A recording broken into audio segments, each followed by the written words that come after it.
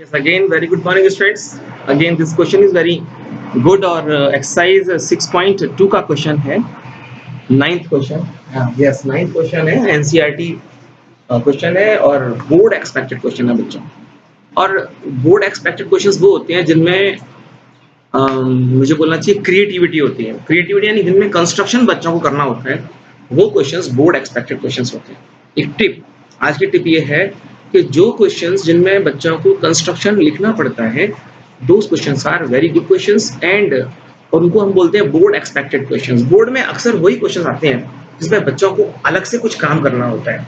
एक सिंपल काम है तो बोर्ड कभी ऐसे क्वेश्चंस नहीं पूछता, पर बोर्ड हमेशा वो क्वेश्चन पूछता है जिसमें थोड़े से अलग से काम करना होता है। जैसे क्वेश्चन इसमें कहा है कि ABCD is a trapezium, ABCD is a trapezium, और उसमें लिखता है वो कि ABCD is a trapezium in which diagonals intersect at O, यानी कि AC और BD दोनों O पर कट करते हैं। AC और BD दोनों के दोनों O पर कट करते हैं, तो आपको प्रूव करना है कि AO upon OB, AO upon BO is equal to CO upon DO। ऐसा हमें प्रूव करना है। तो हाउ टू प्रूव इट, हम इसे प्रूव कैसे करेंगे?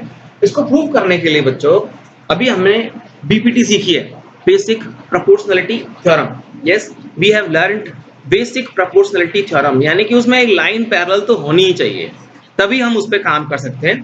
तो अगर लाइन पैरेलल होनी चाहिए तो आप एक काम करो, यहां से एक लाइन पैरेलल ड्रॉ करो, E that is parallel to AB and that is parallel to CD। Clear? ये जो लाइन मैंने कंस्ट्रक्शन किया है, EO को ज्वाइन किया है, that is parallel to AB and that is parallel to CD। आप यहां पर लिखेंगे कंस्ट्रक्शन,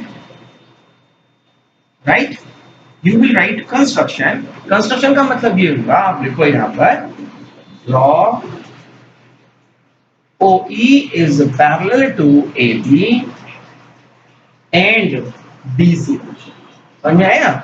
जो लाइन OE है वो AB के और DC के पैरेलल है, इतना हमने काम करना है। और ऐसा क्यों ड्रॉ किया ये भी मैंने बता दिया तुम्हें। जब तक इसमें कोई लाइन पैरेलल नहीं होगी तब तक हम ऐसे किसी भी जवाब को नहीं दे सकते। सो फॉर गेटिंग इट हमने क्या काम किया, हमने इसको यहाँ पर पैरेलल ड्रॉ कर दिया। क्लियर? अब देखो इसका हम प्रूफ तैयार करते हैं बच्चों। प्रूफ आप लिखेंगे, सबसे पहले आप लिखोगे in triangle ABD, in triangle ABD सबसे पहले क्या लिखा आपने? In triangle ABD। ABD में क्या है बेटा? ABD में, और मैं आपसे बात फिर कह रहा हूं, जब भी आप जिस ट्राइंगल में काम करो उस ट्राइंगल को अलग से उतार लो। तो देखो जरा, this is A, this is B and this is D, और यहाँ पर बेटा O है, ये E है। आगे बात समझ में? देखो जरा, O एंड E, बात क्लियर हो रही है मेरी? तो क्या प्रूव हो रहा है इसमें? भाई लिखो, बाय यूजिंग BPT। देखो तुम सारे बच्चे बोल सकते हो अगर BPT यूज करना चाहते हो तो। BPT क्या बोलती है? अगर कोई लाइन किसी के पैरेलल है तो क्या होता है, तो वो लाइन रिमेनिंग टू साइड्स को सेम रेशियो में डिवाइड करती है, यानी AE upon OD, AE upon OD is equal to OB upon OD। देखो ये बात ध्यान में आई सबको? OB upon OD, yes no?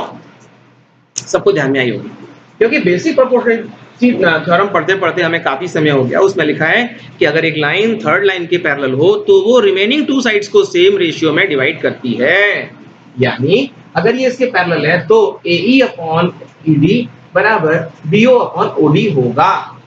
ये AE अपॉन मैंने क्या लिख दिया, OD हो। Sorry friends, it is ED। Clear? This number 1 शायद समझ में आया होगा सब बच्चों को। अच्छा, ये तो नोट कर लिया होगा आपने।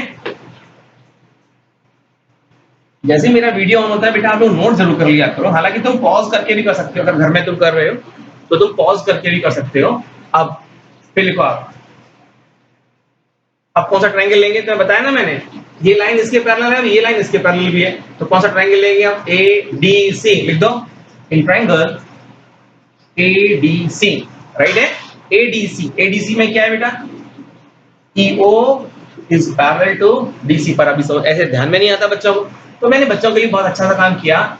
उस ट्रायंगल को मैं बच्चों के लिए द्वारा बना देता हूं।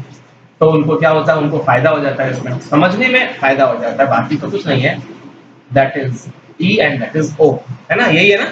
तो क्या होगा बेटा, अगर ये लाइन इसके पैरेलल है तो क्या हुआ, ईओ पैरेलल टू डीसी। अगर ईओ डीसी के पैरेलल है तो क्या मतलब हुआ, वही सेम, एई अपॉन ईडी बराबर एओ अपॉन ओसी। क्लियर, एई अपॉन ईडी यस बराबर एओ अपॉन ओसी, होगा कि नहीं होगा, होगा।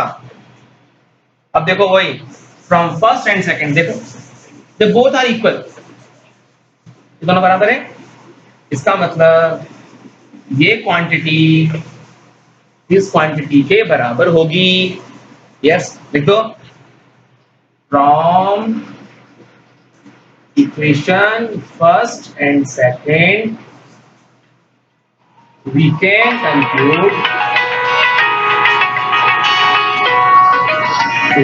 conclude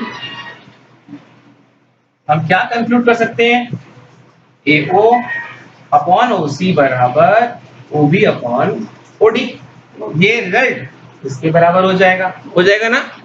यस अब क्या, हमें प्रूफ क्या करना है, प्रूफ में लिखा है उसने कि तुम ये प्रूफ कर दो AO अपॉन OB, आप OB को नीचे ले आओ, क्या फर्क पड़ता है उसमें, AO अपॉन OB, OC को यहाँ ले जाओ, OC अपॉन OD, राइट है।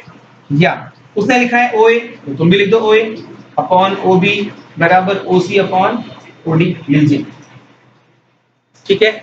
मैंने कोई ज्यादा डिफरेंस काम नहीं किया, देखो बेटा ये AO था उसको मैंने OA लिख दिया, कोई फर्क तो पड़ने वाला नहीं है ना। तो OA अपॉन OB बराबर OC अपॉन OD, ये बात समझ में आ गई तुम लोगों को। हम चाहें तो OC यहाँ लिख दें, चाहे तो यहाँ लिख दें, दोनों क्रॉस मल्टीप्लाई है ना, तो मैंने OC को यहाँ लिख दिया, OB को यहाँ लिख दिया। देखो जरा, आर यू गेटिंग बेटा, इसको मैं नीचे ले गया, इसको मैं ऊपर ले गया, तो बन गई बात।